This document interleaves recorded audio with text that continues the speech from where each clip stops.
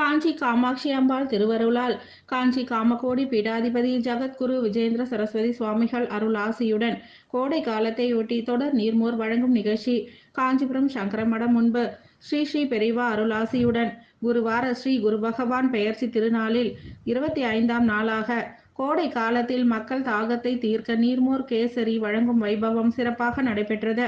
ஸ்ரீமடம் முன்பாக துவங்கிய நிகழ்வில் இன்றைய தின உபயதாரராக ஸ்ரீ சங்கர விஜேந்திர சரஸ்வதி சுவாமிகள், ஆட்டோ ஓட்டுநர் நல சங்க தலைவரும் ஃப்ரெண்ட்ஸ் டிராவலர் உரிமையாளருமான வேல்முருகன் ஏற்பாட்டில் நீர்மோர் வழங்கும் விழா நடைபெற்றது.